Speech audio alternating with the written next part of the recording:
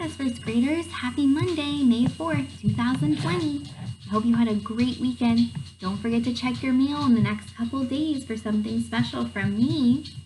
I want to give a shout out to Miss Ava, who worked really hard last week and drew a beautiful snake. It looks so good. A good job, kiddo. Love it. All right, let's get right into it. Today we are starting new snap words. When I say it, you say it. Out, be, see, her, now, more. Excellent. So it's Monday, so we're going to do our rainbow writing. So 3 different colors. You're writing the words 3 different times, and there are 6 total words. Go ahead and pause my video so you can do that right now. All right. So we're going to continue in our chapter book of Flat Stanley.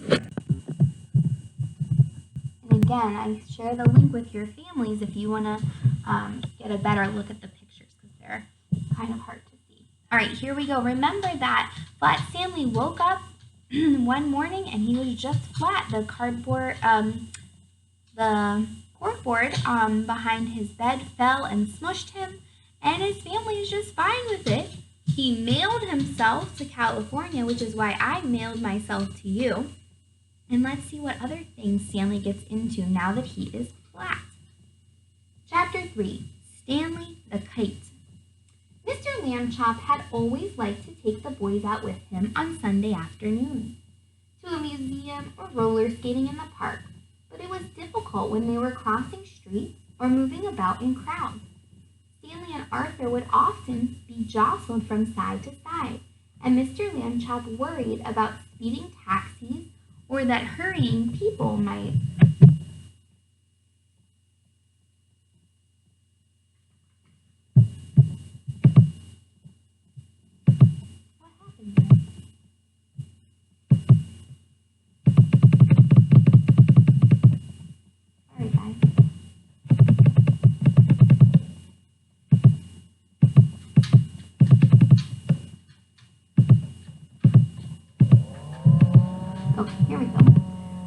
hurrying people might accidentally knock them down. It was easier after Stanley got flat. Mr. Lambchop discovered that he could roll Stanley up without hurting him at all. He would tie a piece of string around Stanley to keep him from unrolling and make a little loop in the string for himself.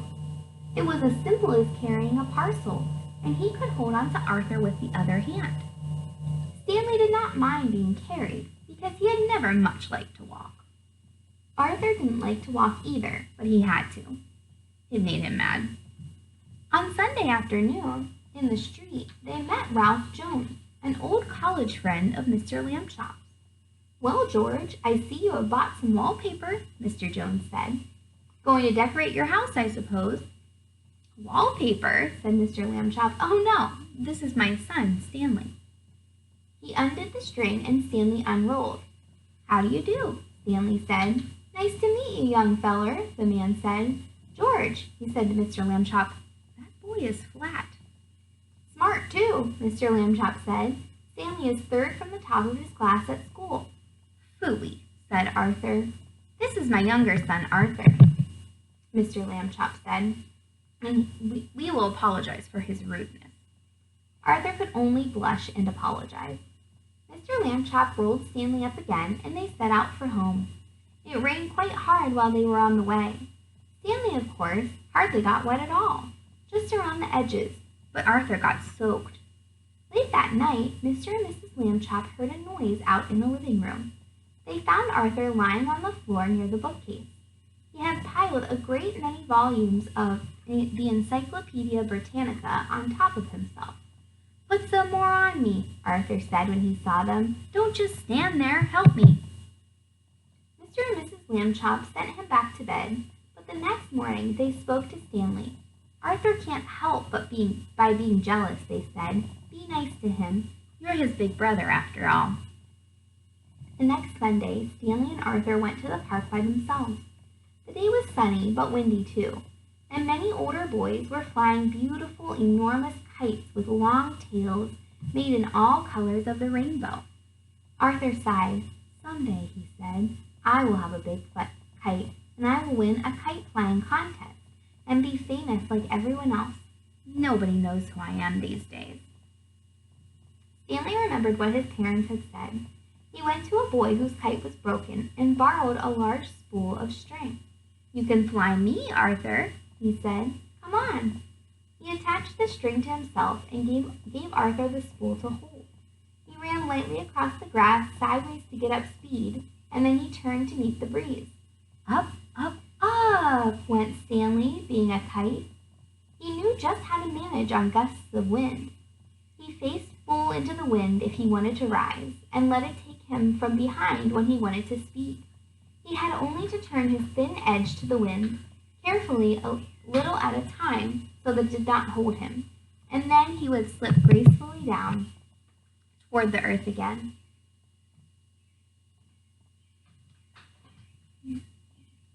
Arthur let out all the string, and Stanley soared high above the trees, a beautiful sight in his red shirt and blue trousers against the pale blue sky. Everyone in the park stood still to watch. Stanley swooped right and then left in long matched swoops. He held his arms by his side and zoomed at the ground like a rocket, and curved up again toward the sun. He side-slipped and circled, and made figure eights and crosses in a star. Nobody had ever flown the way Stanley Lambchop flew that day. Probably no one ever will again. After a while, of course, people grew tired of watching, and Arthur got tired of running him about with the empty spool. Stanley went right on, though, showing off. 3 boys came up to Arthur and invited him to join them for a hot dog and some soda pop. Arthur left the spool wedged in the fork of a tree. He did not notice while he was eating the hot dog that the wind was blowing the string and tangling it about on the tree. The string got shorter and shorter, but Stanley did not realize how low he was until leaves brushed his feet, and then it was too late. He got stuck in the branches. 15 minutes passed before Arthur and the other boys heard his cries and climbed up to set him free. Stanley would not speak to his brother that evening, and at bedtime, even though Arthur had apologized, he was still cross. Alone with Mr. Lambchop in the living room, Mrs. Lambchop sighed and shook her head. "You're at the office all day having fun," she said. "You don't realize what I go through with the boys. They are very difficult." "Kids are like that," Mr. Lambchop said. "Phases. Be patient, dear." Not helpful, Mr. Lambchop. Okay, we'll see this story tomorrow. I want to move forward with math because you're doing so well. So today we're going to talk about something called regrouping. What is it called? Regrouping. Good job. So you practiced 2-digit addition last week, setting it up vertically. Today we're going to practice that a little more, but this one looks kind of different. So we're going to turn, I just want you to watch me do this example, and then you're going to do some with me. So I have 12 plus 8. So I am doing exactly what I did last week. All my ones are lining up, which there is no all my ones are lining up and all my 10s are lining up. There's only 1 10s in this situation. I can add a 0 as a placeholder. All right, looks just like it did last week, 12 plus 8. So I'm going to start in my ones place as usual. So put 8 in your brain, 8, and take 2 hops. Ready? 8, 9, 10. 10. That is very different than what we've done before. So if we were in class together, I might say, where should I put this 10? Should I put both the 1 and the 0 here? Should I put them here? What do you think we should do? Well, since 10, the number 10 has, I know that's not pretty, sorry, a 1's place and a 10's place, we're going to keep all the 1's together and all the 10's together. So my 1's place, which is a 0 because it's in 10, is going right under the 1's. and I'm going to regroup my tens and bring it up here. So now I have 3 numbers I need to add. I have 1 plus 1 plus 0. Perfect, right? That's how we get to the next tens place. So put 1 in your brain and take 1 hop. 1, 2, great job. Now I have 0 and I don't need to take any hops. So 2 is my tens place. So my answer is 20. You can see 2 plus 8 is a 2-digit number. So I'm placing my ones place in the ones column and bringing my tens place to the tens column. No big deal. All right, so I want you to practice this one with me.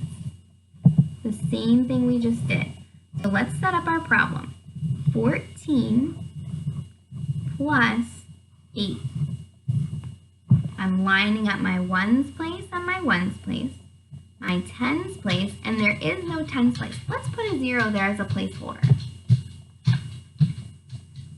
Excellent. Let's also draw our lines so we don't get confused. All right, we always, no matter what, start in the ones place. Good job. So put 8 in your brain, and we're going to hop up 4 times. 8, 9, 10, 11, 12. Ooh, here's another 2-digit number. So in the number 12, the 2 is in the ones place, and the 1 is in the tens place. That's how we're going to keep it here. So first put our 2, ooh, not pretty, our 2 in the ones place, and carry that 1 to the tens place. And that's it. And now I have my 3 add-ins. That's what these numbers are called. And let's add together. 1 plus 1 equals 2. Good job. And 0 more is still 2. So 2 is in my tens place. My final answer is 22. 2 and a 2. All right. Families, this is a new concept. It's going to take a lot of practice, and that's okay. This is what we're going to work on all week. All right, next one, 12 plus 9. Let's go ahead and set that up. 12 plus 9. All my ones places stay together. All my tens places stay together. And add that placeholder. All right, I always start in the ones place. Good job. Put 9 in your brain, and we're going to take 2 hops. Ready? 9, 10, 11. So take a look at 11. It has a 1 in the ones place, a 1 in the tens place.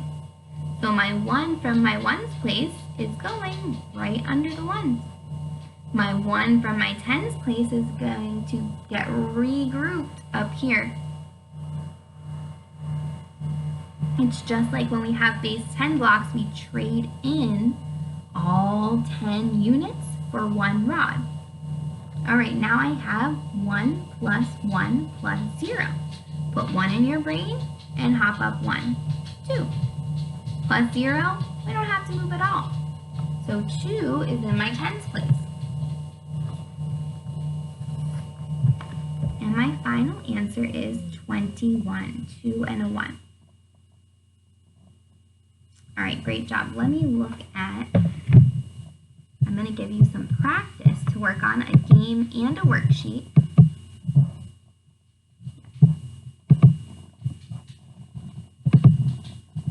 And this is exactly what you're going to do, just like we've been doing this whole time. I can't wait to see your work. I know this is a new concept. You're going to do a great job.